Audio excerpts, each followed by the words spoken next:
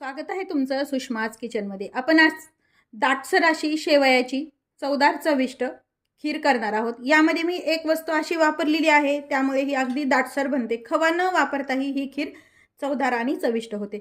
तसेच पुरी पण आपण बनवणार आहोत। खीरीसोबत खायला पुरी तर अप्रतिमच लागते। पाहू शकता तुम्ही, अगदी टंब फुगलेली, थंड झाल्यावरही ही पुरी आपली मऊसर आहे। अगदी चवदार चविष्ट ह्या पुऱ्या आणि खीर तयार होते। खूप साऱ्या टिप्स सोबत पुरी आणि खिरीची रेसिपी आपण तयार करणार। शेवटपर्यंत बघा, रेसिपीला लाईक करा, चॅनलला सबस्क्राईब करा, तसेच बेल नोटिफिकेशन पण ऑलवर प्रेस करा, म्हणजे तुम्हाला माझ्या प्रत्येक नवीन रेसिपीचं नोटिफिकेशन सर्वात आधी येईल। खीर आणि पुरी कशी तयार करता हे कमेंट करून सांगायला। खीर बनवायच्या आधी सुरुवातीला आपण पुरीचं पीठ मळून घेणार आहोत आणि पीठ मळल्यानंतर आपण खीर तयार करायला घेणार आहोत। चला तर मग रेसिपीला सुरुवात। छान अशी टंब फुगलेली पुरी बनवण्यासाठी साहित्य पाहूया। 2 वाट्या मी गव्हाचं पीठ घेतलेलं आहे आणि मीडियम साईजच्या 3 चमचे मी हा बारीक रवा घेतलेला आहे। एकदम अर्ध्या वाटीलाही कमी आहे हा रवा। एक छोट्या चमचाभर साखर आहे, मीठ आहे आणि पाणी आहे। पीठ मळण्यासाठी 2 वाट्या हे गव्हाचं पीठ मी एका भांड्यामध्ये काढून घेतेय। त्यामध्ये हा रवा टाकून घ्यायचा आहे। घेतलेली साखर आहे, साखरामुळे पोळी कायम फुगलेली राहते।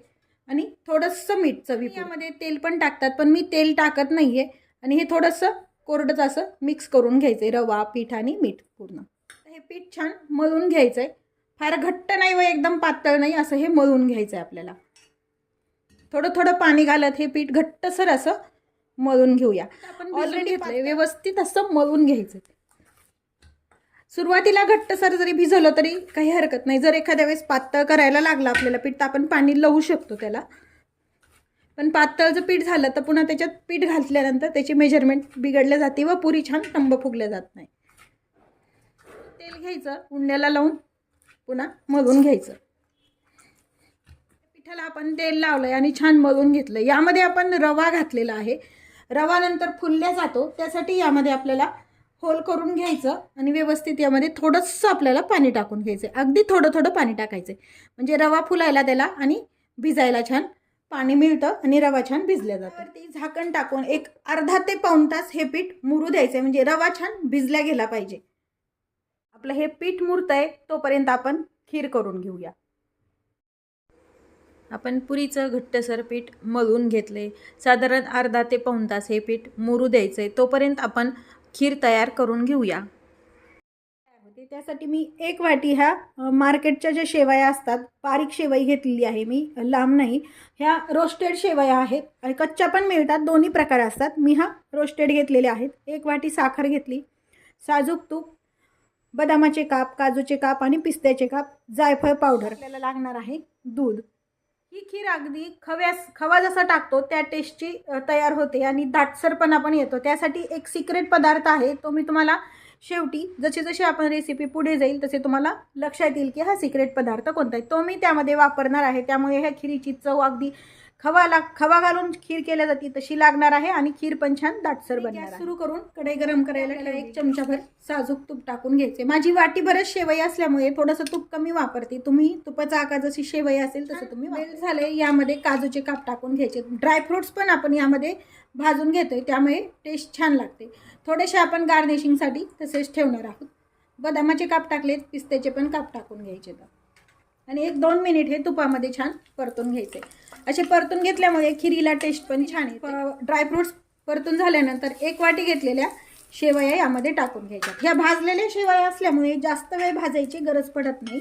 थोडीशी आपल्याला तुपामध्ये फ्राय करून घ्यायच्यात, म्हणजे कोट करून घ्यायचे तुपामध्ये, म्हणजे त्याचा स्वाद छान लागण्यासाठी। नाही तर तुम्ही न भाजताही डायरेक्ट दुधामध्ये पण टाकू शकता, भाजलेल्या असतील तर। शेवई नसेल तर व्यवस्थित तुपामध्ये छान खमंग अशा भाजून घ्यायच्या। आता हे 2 मिनिट आपण हे तुपामध्ये परतून घेऊ। भाजून झाली, गॅस कमी करून घ्यायचा। 1 वाटी शेवई आहे, आपण 3 वाट्या दूध टाकणार आहोत। यामध्ये हे 2 वाटी आणि दूध थंड न टाकता रूम टेम्परेचरचं दूध टाकायचं। म्हणजे काय होतं, खीर शिजायला पण सोपं जातं, किंवा मग थोडंसं कोमट करून पण तुम्ही टाकू शकता। हे फ्रीजमधलं दूध नाही, डायरेक्ट थोडंसं रूम टेम्परेचरला आहे, थंड नाही आहे दूध। 2 वाट्या आपण दूध टाकून घेतलंय, अजून 1 वाटी यामध्ये दूध टाकणार आहोत। अगदी हे परफेक्ट प्रमाण होतं। खीर ही घट्टही होत नाही आणि जास्त पातळही होत नाही, त्यामुळे हे मोजून मी दूध टाकते। आणि याला एक छान उकळी येऊ द्यायची. दूध टाकून घेतले आपण व्यवस्थित. हे जे शेवई आहे यामध्ये टाकलेली ही यामध्ये शिजून घ्यायची आपल्याला. व्यवस्थित उकळी आली 1-5 मिनिट आपल्याला यामध्ये ही जी शेवई आहे ती छान शिजून घ्यायची. भाजून व्यवस्थित घेतलेली असेल तर ही व्यवस्थित पटकन अशी शिजल्या पण जाते. बनवताना शक्यतो फुल क्रीम दूध वापरायचं म्हणजे टेस्ट छान येते. दूध ते घट्टसर असतं व त्याच्यामध्ये मलाई तशीच असते, त्यामुळे त्या दुधाची खीर अजून छान होते. कोणतीही खीर बनवताना तांदळाची रव्याची कोणतीही बनवताना शक्यतो फुल क्रीम दूध वापरायचं. 5 मिनिट झालेत आपण हे शिजवतो. यामध्ये आता आवश्यकतेनुसार तुम्ही साखर टाकायची, जशी तुम्हाला गोड आवडते तशी. मी 1 वाटीपेक्षा थोडीशी कमी साखर घेतलेली आहे आणि हे मिक्स करून घ्यायचं. साखर छान यामध्ये विरघळून साखर टाकून व्यवस्थित याला विरघळून घ्यायची यामध्ये साखर आणि एक उकळी येऊ द्यायची साखर घालून. खीर आपली ऑलमोस्ट शिजून. जो सिक्रेट पदार्थ वापरणार आहोत ते पाहूया. तो सिक्रेट पदार्थ म्हणजे आहे मिल्क पावडर.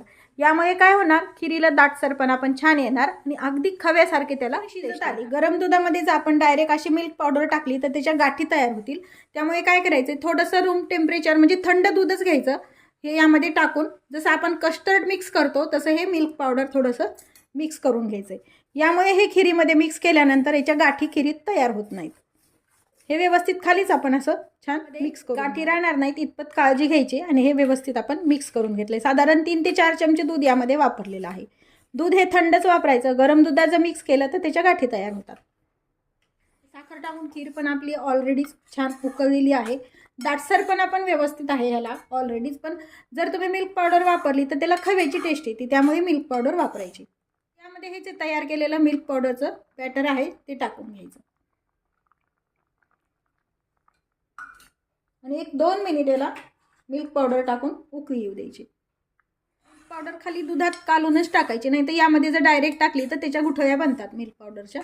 त्यामुळे शक्यतो अशी खाली वाटीमध्ये दूध मिक्स करूनच टाकून घ्यायची.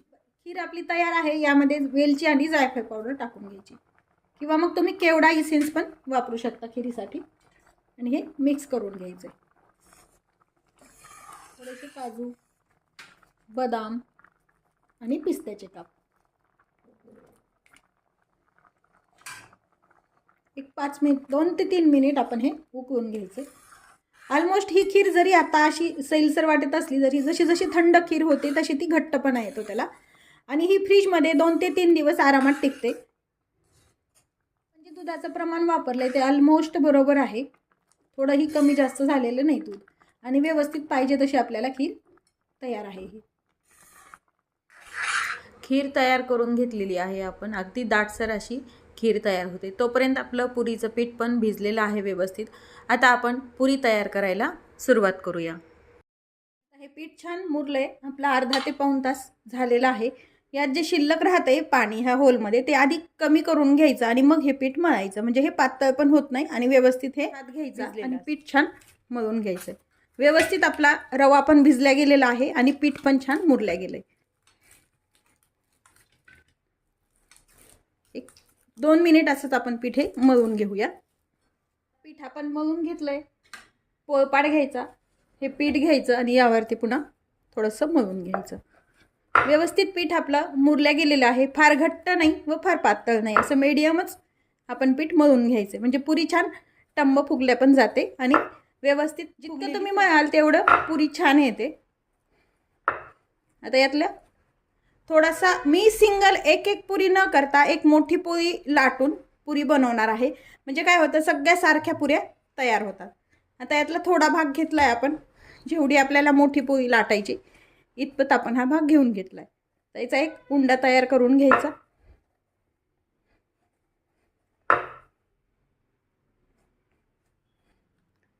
एकसारखं करून घ्यायचं हे पीठ आणि मोठी अशी आपल्याला पोळी लाटून घ्यायची. तुम्हाला जर सिंगल पुऱ्या लाटायच्या असल्या तर तशा पण तुम्ही छोट्या छोट्या लाट्या करून पण करू शकता. पण या पद्धतीने केल्यावर सगळ्या सारख्या पुऱ्या ह्या तयार होतात. आपण तेल किंवा पीठ काहीही लावणार नाही, अशीच आपण ही पोळी लाटणार आहोत. व्यवस्थित पीठ मुरल्या गेल्यानंतर तेल किंवा पिठाची गरजच पडत नाही. पीठ जर लावलं तर पूर्ण तेलामध्ये पीठ उतरतं व तेल आपलं खराब होतं. आता ही याची मोठी अशी सगळी सारखी अशी फार जाड नाही व फार पातळ नाही अशी मोठी लाटी आपण जाड नाही व फार पातळ नाही अशी ही पोळी लाटून घेतली. एक वाटी, पेला किंवा मग तुमच्याकडे जर पुरी कटर असेल तर त्यांनी पण तुम्ही याच्या पुऱ्या पाडू शकता. याच्या अशा गोल आपण पुऱ्या पाडून घ्यायच्यात. पुरी तळताना शक्यतो हा जो लाटलेला भाग असतो तो वरच्या साईडनं येऊ द्यायचा, म्हणजे पुरी छान टंब फुगल्या जाते. एका ताटावरती काढून ठेवूया आपण. अजून एक पोळीच्या आपण पुऱ्या करून घेऊया आणि मग नंतर हे तळायला घेऊया. टाकताना सुद्धा हा भाग खाली ठेवूनच टाकायचा, म्हणजे आपल्या लक्षात येतं की पुरी कशी तळायची. हा जो भाग आहे खालच्या साईडचा हाच वरच्या साईडनं आला पाहिजे, हा लाटलेला. आणि पोळी लाटताना पण शक्यतो जास्त वेळेस आलटपलट करायचीच नाही. लाटायला घेतल्यानंतर जो भाग खालच्या साईडनं आहे तो तसाच ठेवून पूर्ण पोळी आपल्याला लाटून घ्यायची. व्यवस्थित पीठ मळल्यानंतर गरजही नाही पलटायची आणि व्यवस्थित पीठ पण लागत नाही किंवा तेल पण नाही.